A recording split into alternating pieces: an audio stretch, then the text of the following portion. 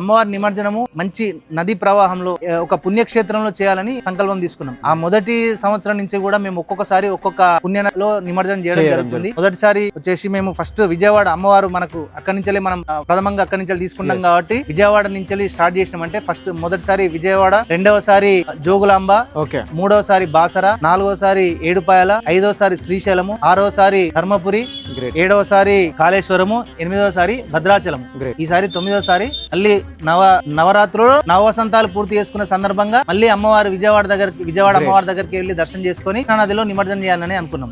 చాలా సంతోషం అన్న. కృష్ణుని కాన్సెప్ట్ అని చెప్పొచ్చు ఫెదర్స్ గా. మొదటి సంవత్సరం నుంచి మాకు శుభం డెకరేటర్స్ మహేష్ గౌడ్ అంటే ఉన్నాడు. తను మొదటి సంవత్సరం నుంచి తనే మాకు సపోర్ట్ చేసుకుంటూ వస్తున్నారు. ఫస్ట్ చిన్నగా చేసుకుంటూ వచ్చి మళ్ళీ మేము ఒక 3 సంవత్సరాలు చేస్తున్నాం. ఈసారి చాలా బాగా చేస్తాం. తను ఈ డెకరేషన్ మాత్రం క్రెడిట్ తనకే. తను కమర్షియల్ గా కాకుండా అందరికి సాయం చేసుకుంటూ వెళ్తుంటాడు. చాలా బాగా చేస్తుంటాడు తను అందరికి. అదే విధంగా లోపల చూసుకుంటే మనకి హ్యాంగింగ్స్ వచ్చాయి ఇంకా బర్డ్స్ అనేది కాన్సెప్ట్. మీరు ఈ థీమ్ బట్టి మనం డిజైన్ చేసాము. కాన్సెప్ట్ అనేది కూడా మాకు అంటే ఐడియా అనుకోలేదు. కొంచెం ఈ మోడల్ అనుకున్నందుకు ప్రశాంత్ అని ఒక అతను ఉన్నాడు. తనే వచ్చాడు, తనే చూసి నేను చేయిస్తానని చెప్పి తనే చేయించినాడు. లైటింగ్ మొత్తం తన సొంత డబ్బులతో. ఈసారి మొదటి సంవత్సరం 9వ సంవత్సరం కాబట్టి అమ్మవారికి బంగారు ముక్కుపుడుగా చేయించి అది లాటరీ టికెట్ పెట్టాం 250 రూపాయలు. దసరా రోజు నెక్స్ట్ డే రోజు శుక్రవారం రోజు 3వ తారీఖు శుక్రవారం రోజు 4 గంటలకు ఇక్కడ లాటరీ తీయబడుతుంది.